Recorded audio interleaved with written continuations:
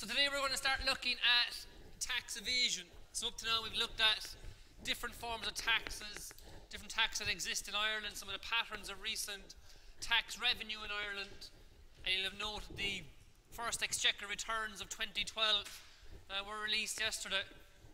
So again, we can look at what levels of tax are being collected.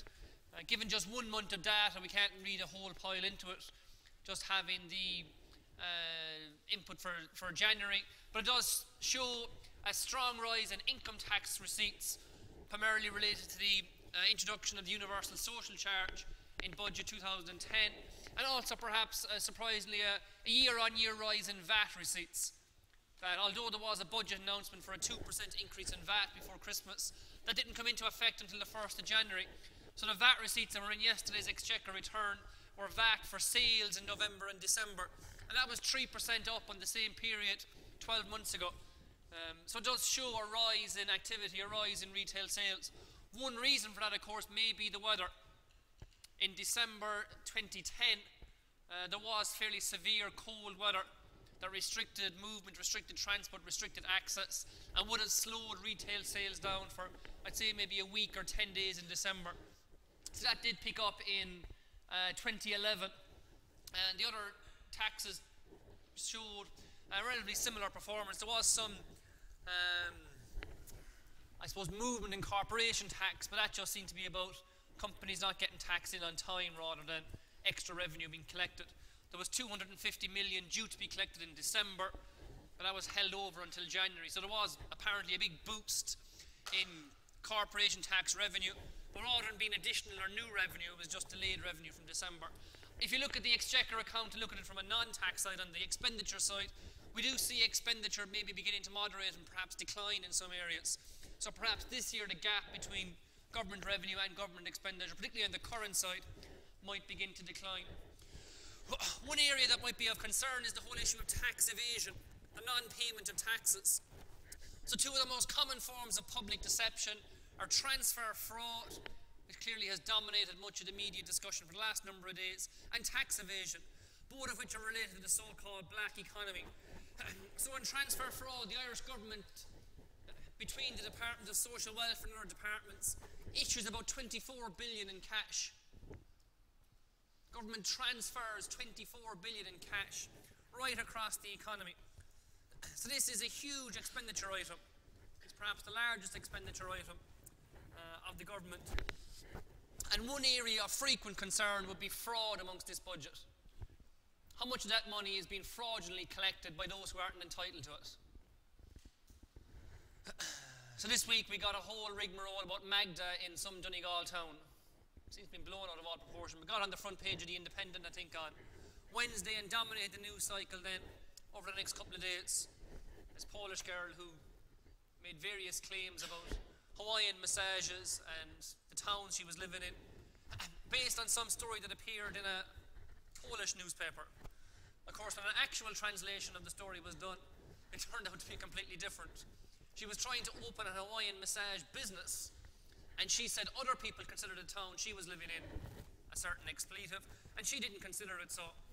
If this Magda exists or not is hard to know, but the story seemed to be blown out of all proportion and garnered a fair bit of media attention.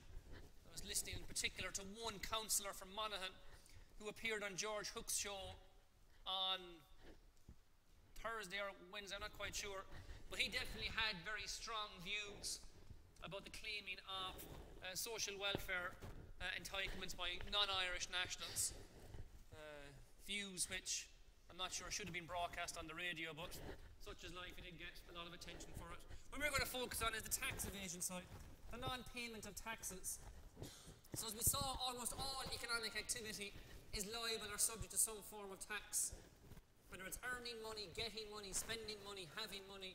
If you do something in relation to money, you generally have a tax bill liable, be it income tax, sales tax, capital tax, whatever it might be. So is all economic activity taxed? Is every transfer of money that takes place, is that registered with the Revenue Commissioners? Is every payment that's made, is every sale that's made, does that money have the required amount sent to the Revenue Commissioners? So in an economy there is total economic activity. The total amount of goods and or buying and selling that takes place in the economy. So that comprises all production of goods and services, whether sold in markets or not. There then is the formal economy, which is that portion of total economic activity that appears in official estimates of national income. So when the CSO are measuring GDP, they can only operate off reported transactions. They can do surveys, they can do questionnaires, they can do observation.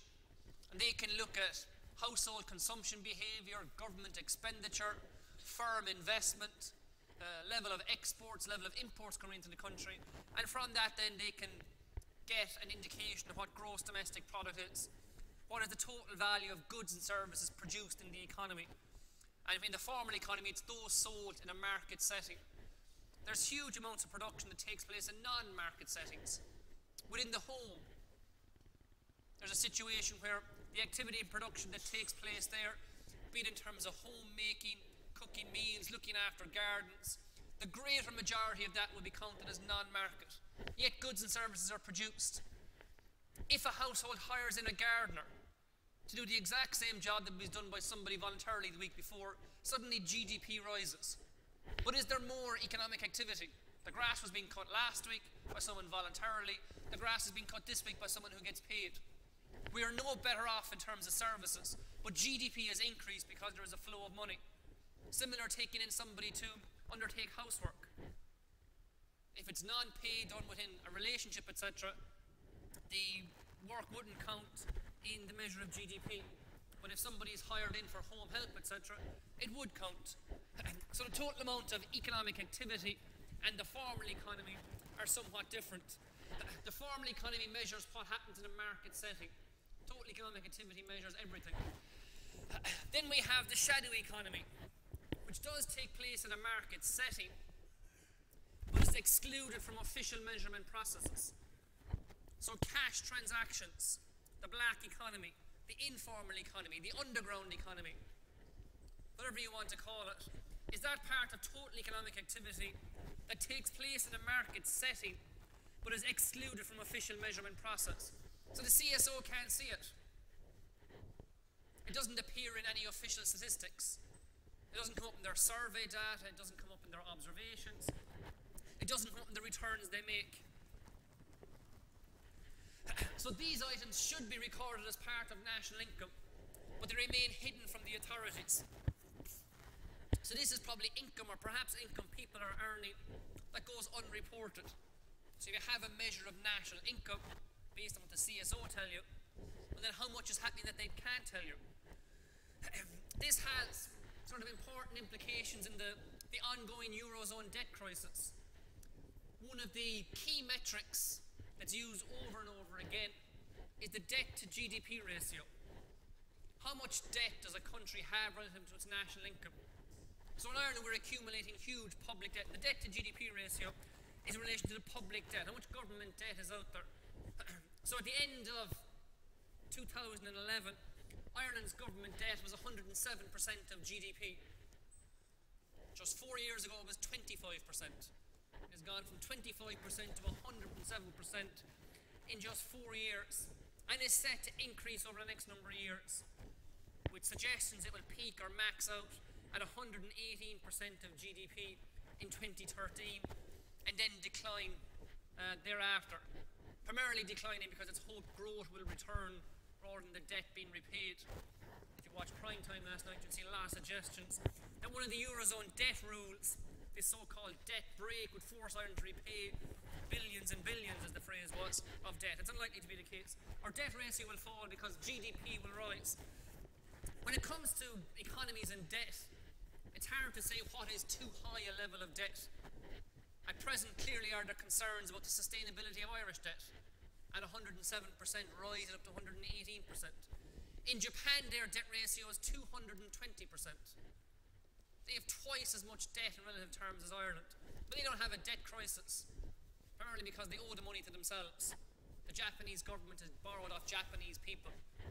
If Japan is paying interest, it's paying interest into its own economy. Much of our borrowing has been external. We've borrowed off the sovereign bond markets. We've borrowed particularly off the EU and the IMF. When we pay interest on that, it leaves the economy. So a frequently used threshold for a country's sovereign debt ratio is 120%. That if you go above that, you're going into a danger zone. If you're below that, you're perhaps still in a red zone, but perhaps getting it back down towards 80 or 90% would get you into the safe zone. So Greece is clearly beyond the red zone. It's at 160%. It needs a debt write-down to survive. Italy is at 120%, right on the threshold. Based on Italian measures of GDP and the level of Italian public debt, Italy's public debt ratio is 120%. But is this actually an accurate reflection of the public debt burden in Italy? What the Italian authorities report is their official measure of GDP. The Mediterranean economies are fairly well renowned for having large black economies, for having a lot of economic activity that's in the underground shadow or black economy that goes unreported. That national income could actually be, in some cases, 20 or 25% higher if all economic activity was reported. So while the official debt to GDP ratio is 120%, that's above Ireland, yet while there are some concerns about Italian debt, there aren't huge concerns. One reason is the size and wealth of the Italian economy, and a second reason is the fact that people believe the national income is actually higher. But of course, the government's ability to tap into that and actually generate tax revenue from it is the issue. So these items should be recorded as part of national income, but they remain hidden from the authorities. I don't know how high the black economy is in Greece. I'd imagine it's fairly substantial, but that is not going to be enough to bring the debt ratio sustainably down from 160%. So Greece will require a debt write-down. So when looking at national income accounts, we shouldn't understand that they just give us what's reported. There is a shadow behind it that we don't see. So despite some conceptual differences, it seems likely the level of the black economy income is closely connected with tax evaded income. Why would you have a black economy? Well, one reason is to avoid tax, to generate income, to earn income that isn't subject to tax, be it income tax, VAT, or other forms of taxation. There are, of course, other reasons why some activities are in the black economy. There is the production of goods and services that doesn't appear in the CSO's national accounts. And that's, in some instances, perhaps because of tax evasion, but perhaps more importantly because they're illegal. Total economic activity doesn't make a distinction between legality or not. Prostitution is the provision of services. The drug trade is the provision of goods. These are economic transactions that occur in a market, yet they don't appear in the CSO's national accounts. So the primary reason here isn't necessarily to avoid income, or to avoid taxation, but clearly that does occur because the transactions are completely unreported. Maybe the primary concern here is to avoid total detection in the first place, because the activities are illegal. So there is a certain amount of economic activity that is illegal, and these boundaries can change. So for example, in the 1920s in America, selling alcohol was illegal. They had the prohibition. Did that stop the sale of alcohol? No, just because something is illegal doesn't mean it doesn't happen. And then subsequently prohibition was repealed, and the sale of alcohol entered back into official national statistics of the overall economy. So the legality of transactions can have an impact, but we'll focus on the evasion side. So evasion covers many different types of activities that attract different attitudes from the public at large. So a common form is income tax evasion. So this is underreporting income. Remember, the Irish tax system is a self-assessed tax system. If you're not a PAYE worker, where your employer subtracts the tax from your income and gives you net pay, if you're a non-PAYE worker, you make a tax return to the revenue commissioners. You tell them how much you earned. You tell them how much tax you're paying. So there is an incentive there to underreport income. There can be casual or self-employed workers who work on an occasional basis, earning money on an irregular basis. Could be substantial sums of money, but might not necessarily appear in national accounts. So we say that the man going around cutting the grass should appear in national income statistics. But if he's doing it on an informal basis around a particular locality, it's unlikely to be reported. And of course, then you have the cash economy, where transactions occur on a cash basis. So you'll get a difference between an invoice price and a cash price. Ask somebody for a particular service or to undertake a particular job, and they'll give you a quote. A frequent response of many people will then be, well, what's the cash price? If I pay you cash with no paper trail, what will you charge me? Because if I pay you cash, you don't have to report it. But if I pay you by check, pay you by bank transfer, pay you by bank draft, well, you have to go and lodge that. That suddenly leaves a paper trail. But I give you cash, you can collect the cash off me and spend it somewhere else. There will be no trace. So the cash economy can be quite substantial, be it in terms of provision of services or in the provision of goods. So informal markets, the self-styled card boot sales, where a lot of cash takes place. In some instances, it's informal. It's somebody basically selling the contents of a car boot. You load up the car, you go to a field, open up the boot and see what you can sell. In many instances, the traders would in fact be a bit more formal. They would travel from sale to sale, and it's not necessarily something that's a once-off thing. And one of the issues with taxation, particularly VAT, is we're all entitled to sell something. If you own something, you're entitled to sell it. You have the property right, you can sell it. If it's just a once-off or a regular thing, you won't be liable for VAT. VAT is liable when you earn your living from something. So if I have a car and I sell it, I don't have to go to the Revenue Commission and say, oh, I owe you 13.5% VAT on the sale of my car. But if I'm buying and selling cars on a regular basis, and I do have to declare it, it's for income and VAT should be paid. So there is a certain amount of leeway. It's not that every transaction generates tax. It basically is down to the regularity of it. Are you making your living from a particular transaction? So some of those participating in car boot sales are just kind of get rid of absolute junk. Others would be more formal. And again, you have the whole legality issue perhaps with cigarettes that would be for sale. When it comes to avoiding income tax, a popular belief is that high-income individuals may not need to be tax evaders, but can actually be tax avoiders with the aid of legal and accountancy advice. So use tax loopholes, to be able to purchase sufficient legal advice to find loopholes in the tax code, you know, to channel money through particular areas, to use certain tax credits, to use certain tax efficient schemes to reduce their tax bill. And this has been an ongoing debate in Ireland about the amount of tax paid by the high earners. And we've put in a minimum effective rate of tax, that we discussed before, of 30% on those, I think, earning more than 250,000. So the issue is, regardless of the income they declare and regardless of the tax loopholes that are available, they must pay a minimum effective tax rate of 30%. With tax avoidance, using the loopholes, the distinction is one of legality, with avoidance being legal and evasion not. Of course, another form of avoidance in Ireland is the whole concept of being a non-resident, of being a non-tax resident, of being outside the state for more than, I think it's 188 days. Revenue say if you live within the state for more than half the number of days in the year, you're liable for tax in Ireland. So we have a substantial number of high-profile tax exiles, those who declare that they live elsewhere, be it Switzerland, the Bahamas, Holland, whatever it might be.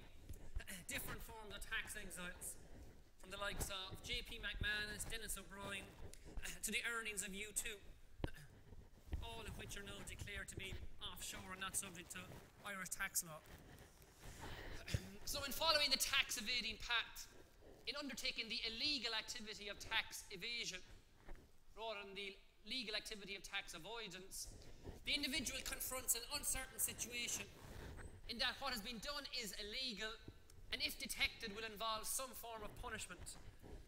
So the issue with the Revenue Commissioners is that although it's a self-assessed tax system, they do undertake an amount of audits and tax checks. try to detect evasion within the system. And the issue with a tax audit is that if you're found to have underdeclared income, and if you're found to have underpaid on tax, you will be hit with punitive interest rates on the tax you were supposed to pay. So if you owed them 10 grand from 5 years ago, they might put 15 or 16% interest on that. So you owe them 10 grand 5 years ago. With the interest, they might say, now you owe us 19 grand. Adding 12, 15 or 16% per annum. 15% would be €1,500 in the first year alone. Then you have 15% of 11,500. Pretty quickly your tax bill can go from 1 to quite a large amount. So the interest could say a tax liability go from 10,000 to 19,000. And that wouldn't necessarily be the end of it. They'll then hit you with a penalty. And there will be a fine on top of the punitive interest. And the fine could be 5, 10, 15,000. So a tax liability of 10,000 could end up with a tax bill of 25,000. If you're caught for evading tax, the punishment is quite large. The issue, as we'll see, is that the chance of getting caught is very, very low. So with the revenue, it's basically an offsetting thing. If the chance of being caught is very, very low, then the punishment must be high. Because if the punishment was just to pay the tax you were owed, then everybody would evade tax. You'd wait for the revenue to come knocking on the door. Oh, you owe us 10 grand from 5 years ago. Here's 10 grand now, off you go. But if the revenue come knocking, do the audit, and find out you owe them 10 grand, and end up asking for 25 grand, well, that would clearly increase the incentive to pay. Better to pay 10 grand when you owe it, than 25 grand down the line. So tax evasion offers the risk-neutral individual the following type of choice. We'll assume the taxable income is Y, some amount of money that the person has earned, and the tax rate is T. So some proportion of the income will be paid in tax, 10, 20, 30%, whatever it might be. Then with certainty, the individual can enjoy 1 minus TY. So if the tax rate is 20%, the person can have 1 minus 0.2, which is equal to 0.8y. They can pay over the 20% of tax and be left with 80% with certainty. No doubts, no risks, no future concerns. Their conscience is clear with the revenue commissioners. However, if the individual evades taxes, they will perhaps try to hold on to the full value of Y. Pay no tax initially. Why should I be left with 1 minus TY? And I can just say I didn't earn the money in the first place and hold on to Y.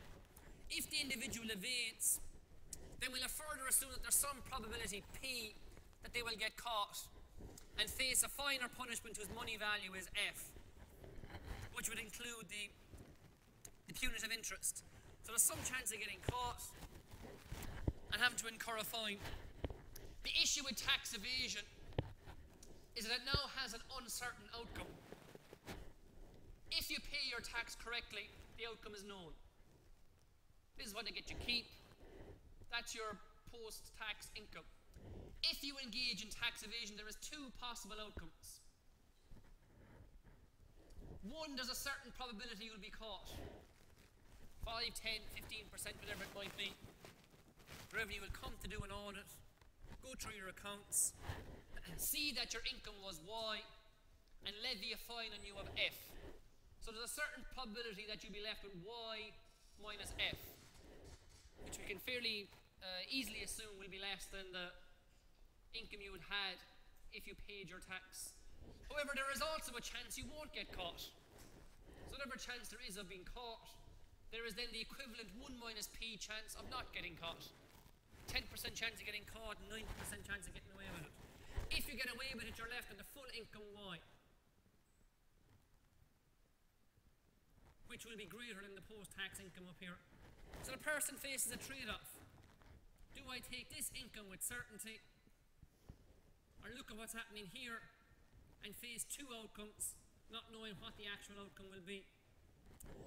In the risk-neutral case, if this expected value exceeds 1 minus TY, the individual will evade. So if I was to do it over and over again, what would the average or expected outcome be? This is an outcome with certainty. This is an outcome with uncertainty. So just looking at a risk-neutral person, that means they're not worried about getting caught and losing or not getting caught and winning. They're just looking at the monetary outcomes.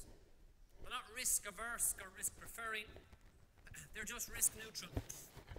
If the starting income is 24,000, the probability of getting caught is 50%, and the tax rate is 33%, while the fine if the person gets caught is 10,000. Well, then these are the possible outcomes. The person could pay the tax. So they're left with 1 minus 0.33 y, or left with 16,000. They pay a third of the money in the form of tax, and are left with 16,000. That happens with certainty. What if the person evades taxation? Well, what will happen?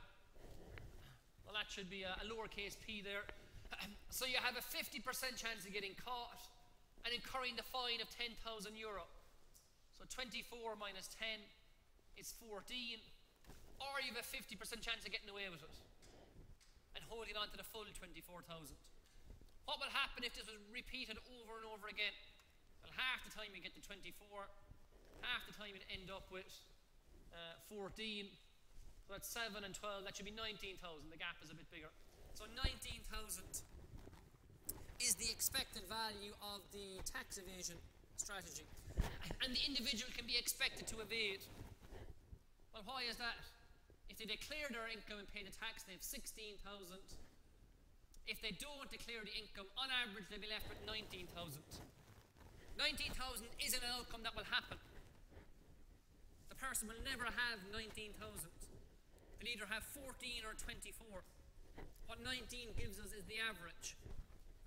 So if the person was taking a risk-neutral view and wanted to work out what they'd get, on average it would be 19,000. So a risk-neutral person would be expected to evade. However, in general, we assume that people are risk-averse. So when looking at individuals' response to risk, many people try to sell and get rid of risk. Hence, we have an insurance market where people go and sell risk to insurance providers. Many people don't take on bets. There are some who are risk-preferring in certain circumstances, but for significantly large amounts, most people would be risk-averse. So somebody who goes into a bookies on a Saturday morning to put €20 on a horse in a 2 o'clock race, at 3 o'clock they could be in an insurance broker's buying house insurance with no compulsion to do so. So in the morning they could be showing risk-preferring behaviour, wanting to buy risk off the bookies. In the afternoon they could be showing risk-averse behaviour, trying to sell risk to an insurance company. So one fairly common assumption in economics is that people are risk-averse, that they take in the costs and benefits of winning and losing and tend to place a greater weight on losing. Somebody starts off in 24,000 and you say, look, you can lose 10 or gain 2 or even gain 10. The weight of the loss will be greater than the weight of the gain. So in this case, the uncertain outcome has to be differentially attractive to compensate the individual for bearing the risk. So in the example here, there was a nominal difference between them. But for an individual, is the risk worth it? Is it worth having an expected value of 19,000 when you can have 16,000 with certainty? Remember that 19,000 never happens. The person either stays at 24 or falls even lower down to 14.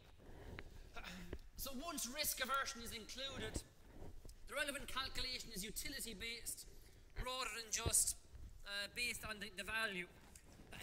So the decision for the individual is based on expected utility. What is the expected utility of each outcome? So this differs only very slightly from the expected value formula. It is virtually identical. The one difference being, instead of looking at the nominal amount in each outcome, we look at the utility of that amount.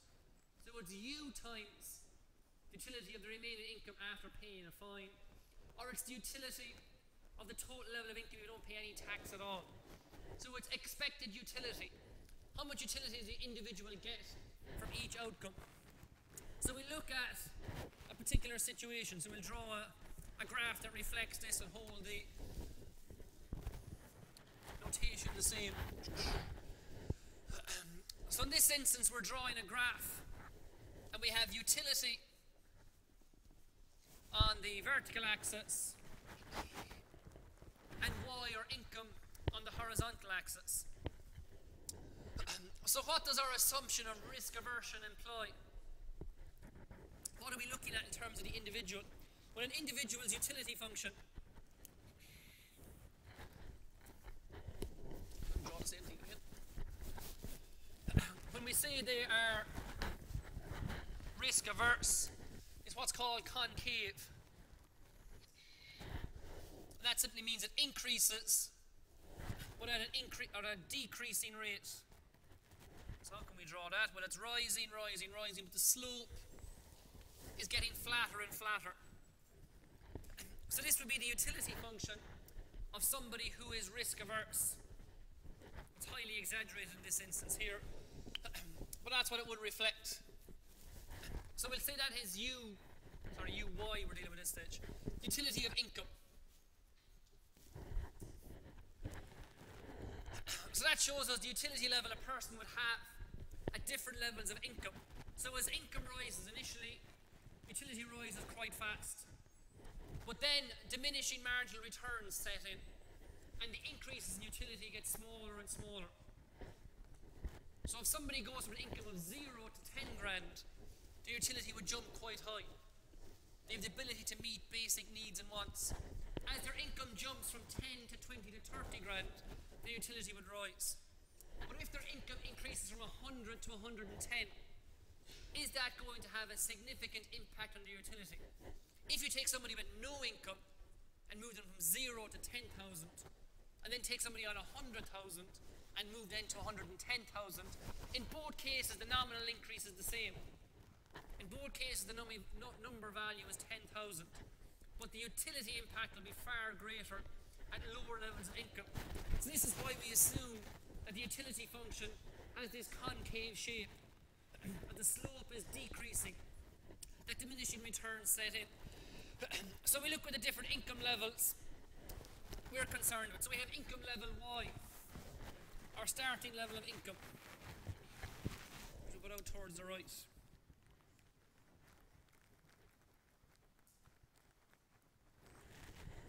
So Y reflects our starting point. And we can find the utility associated with Y. Just take it up to the utility function, and across to the utility axis. And that gives us what we've labelled U0.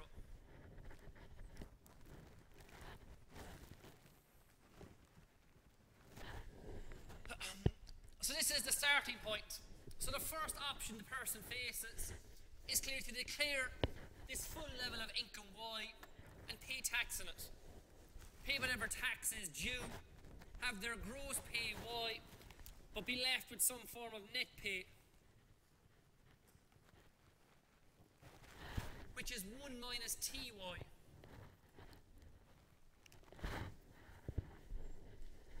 And again, we can work out the utility level associated with that. Let's take that up to our utility line. And that is U1.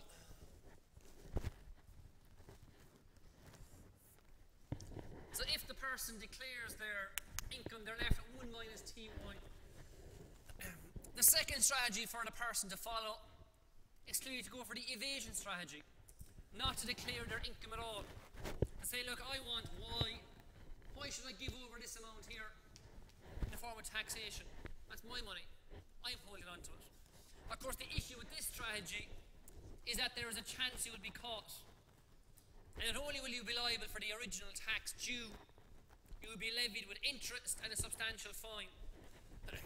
So if the person evades, there's two possible outcomes. There's the outcome that they get to hold on to the full amount of the income, and there's the possibility that they get caught and they'll be forced to pay the fine F.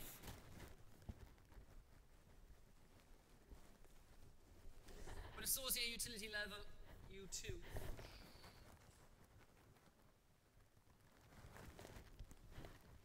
So what to do? Here we have most of the information we need. We have how this individual responds to risk. We have their utility function. We have the utility to get at each separate outcome. We have the outcomes, the starting income, the post-tax income, and the income after paying the fine. So what should the individual do? So for evasion to be attractive, the Act must offer at least as high a level of utility as not evading. The person can enjoy utility level U1 with certainty. They clear the income, pay the tax, they have utility level U1. The issue we must look at is what utility can they get from the tax evasion outcome. And remember, because it's uncertain, it's expected utility. What will happen on average? We know what will happen if they don't get caught, U0. We know what will happen if they do get caught, U2. The issue is, well, what happens on average? So to look at this, we draw a chord between the two evasion outcomes, where you get caught and where you get away with it. So a chord is just a straight line, a relatively straight line anyway, linking 2 points in a curve. And for our risk-averse individuals, the chord will be below the utility function.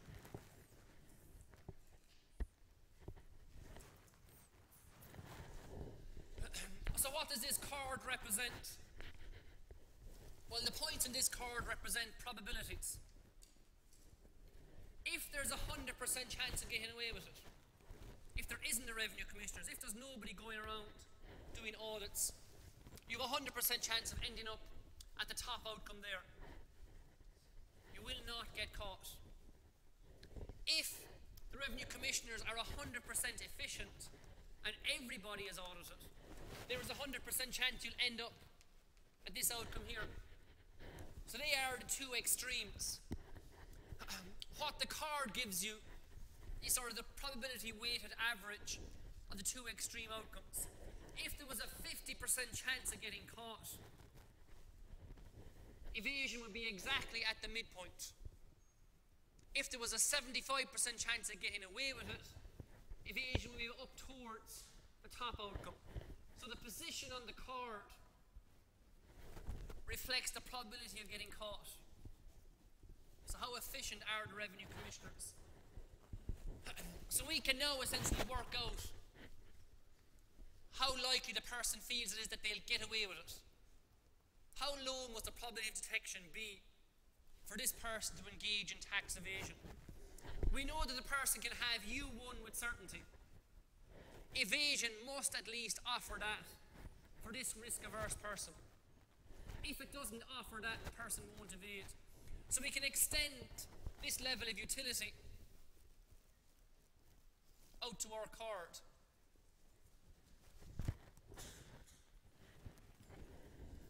So the probability average between the getting away with it and getting caught outcomes must be here. So in my graph, it's probably maybe somewhere around 75-25 split, maybe 80-20. So P, the chance of getting caught, must be less than 0.2 in my graph here. It depends on relative distances. In your graph, it could be different. It's just what portion of the line is above U1. So in my graph, it's about 0.2. So if the person feels there's a 20% or lower chance of getting caught, this person will evade. Because say the chance of getting caught is actually 10%. Well, then you'd actually be closer to here. You'd actually be much closer to the chance of getting away with it. That the expected value, the expected utility, of evading would be greater than U1. So it depends on the probability. So the individual will weigh up the balance. How much do I get to keep? How much do I find if I'm caught? And then what's the probability of actually getting fined? So when the probability of detection means U1 is achieved with an expected income level of Y star. So what is Y star? Well, evasion must at least offer Y star.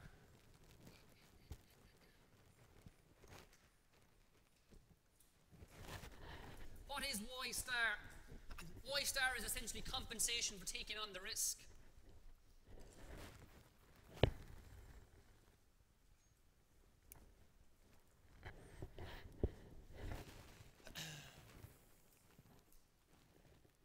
So a couple of slides ago we said in this case the uncertain outcome has to be differentially attractive to compensate the individual for bearing risk. What is that? Well, that's the difference between paying their tax and having this with certainty. This is in a sense the reward they must get, the average outcome they must get for taking on the extra risk. Remember, the person will never get Y star. That's just the expected or average outcome. The person will either get to hold on to the full amount of the income or suffer the fine. But given a probability of caught detection of 0.2, Y star is what the person gets on average. So Y star is the expected income whose certain equivalent offers the same utility. So why is 1 minus Ty a certain equivalent? Well, because the person can have this with certainty. Why is it equivalent? It offers the same level of utility. So you can have 1 minus Ty to get U1, or you can have Y star with uncertainty to get U1. So then in order for the person to engage in tax evasion, the probability must be up here somewhere. So if the probability is quite low, they'll undertake it. So Y star greater than 1 minus Ty is a reflection of risk aversion. There may actually be risk preferring people out there. There may be people who would be willing to accept it if Y star was less than 1 minus Ty, who actually are willing to accept the risk and are actually willing to pay a premium to accept the risk. But in general, we assume most people are risk averse. But there may actually be risk preferring people out there. This doesn't apply to everybody. It just applies to those who are risk preferring. So depending on the curvature, which reflects the degree of risk aversion, Y star will be much or only just greater than 1 minus Ty. So in my case here, it's fairly well above it, but it depends on the curve, the slope you put on the curve. Again, they're all individual. The greater the curvature, the greater the risk aversion, and the more Y star must exceed 1 minus Ty to make evasion attractive. So given the fine F, I'd say in my case here and in most cases, this amounts to having a low probability of detection. With this risk-averse person, in my case it's P less than 0.2. Only a 20% chance of getting away with it. So in general, the more risk-averse people are, the less evasion there will be. If people are unwilling to accept risks, they'll just pay the tax. So perhaps we're going to get a test of this in the next couple of weeks in Ireland with the €100 household charge. Sounds like a fairly straightforward thing for a government to do. Level €100 on each household in the country. Government only faces one small problem. Doesn't know where the households are. I think to be a fairly simple thing to solve, drive around the road, but the Irish government doesn't have the resources of Google. They want to drive every street in the country. So in order to pay the €100 household charge, you must register. You must tell the government you are a household, where your household is, and give them your €100. So how have the government overcome this? Well, one area is the fines. I'm not quite sure of the exact figures, but the fines are quite large. If you don't pay the €100, are you going to get caught? Well, the government expects to collect €160 million. So it expects 1.6 million households to pay. There's about 1.7 million households in the country, so clearly 100,000 have exemptions. I think those in local authority houses and those who are in receipt of mortgage interest supplement from the Department of Social Welfare. So they expect 1.6 million to pay. If you don't pay, are you going to get caught? Like finding a needle in a haystack. So I might get a test of how risk-averse Irish people are, depending on how many pay this household charge over the next couple of weeks. I think you have to register by the 31st of March. I think up to recently about 5% of households have registered. So it opened on the 1st of January, and there's 3 months to register up to the end of March. I think the running total is about 5%. As with most things, I suppose we can expect a last-minute rush, that it could be as low as 20 or 30% in the week or even the days leading up to it, and there could be a last-minute rush. But if there are people out there who are risk-averse, They will pay it. They'll say, oof, pay the €100, move on. There may be people out there who'll take a bit of a gamble and say, look, don't pay the €100. What's the chance they'll come looking for me? I might get away with it, save my €100. The issue is that the fine is quite severe. After a couple of months, the money accumulates and can reach maybe €1,000, I think, after a year. Just 12 months after non-payment. The penalty is €900. They wanted 100, and now because you didn't pay it before the 31st of March 2012, they're looking for 1,000. So the fine is quite large. And this is how the government is trying to encourage compliance. They simply know that people won't get caught. They might be able to catch a few, but the revenue commissioners aren't going to be driving around the country looking for houses, trying to figure out addresses. We have huge problems with addresses in Ireland. We don't have postcodes. Postal system generally operates on an informal basis. The postman knows where the house is. Some houses can have 5 different addresses. What townland is it in? It can change. What parish is it in? Does the house have a name? They can all be quite different, and people can use different addresses for different circumstances. So for a given fine, the higher the probability of being detected, the less the evasion will be. If there's a larger chance of getting caught, people will be less likely to evade. The probability of being caught will deter evasion. However, for a larger fine, a lower probability of detection will suffice. There's a couple of F's missing there. In order to deter a given evasion decision. So the government basically has 2 options. How do you deter evasion? 1, give more resource to the revenue commissioners. Increase the chance of getting caught. Or 2, make the fine very punitive. Make people stand up and say, look, the chances are I will get away with it, but if I get caught, I'll be stuck to the wall. Instead of paying 100, I'll end up paying 1,000. And there's lots of areas where the government does this. Look at motoring offences. How many people break the speed limit? Of all the cases of speed limit infractions that occur in Ireland, how many are detected? How many times have the drivers here broken the speed limit? How many times are you caught? I don't know, I've never been caught for speeding, but I'd imagine I've broken the speed limit thousands of times. You're just simply driving. It's a 50 kilometre mile or kilometre speed limit around the city. 80, 100, 120 on the roads. The level of detection is very, very low. So to try and sort of encourage people to obey the limits, we've increased the fines, introduced a penalty point system. If you're caught, the penalty will be greater. So get 2 points, get up as far as 12, you lose your licence. Much the same with tax evasion. The chance of getting caught is very, very low. But in order to encourage compliance, they increase the fine. So rather than the government trying to move P down this direction here, trying to reduce the chances of the person getting away with it, what they do is they move the fine in this direction here. They lengthen this cord here and move the final outcome far away from the outcome of the tax evasion or the tax compliance to make it more attractive to pay. And that's primarily what we do in the Irish system.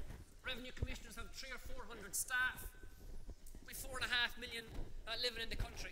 So we'll leave it at that for today, and we'll take it up with measuring the black economy next week.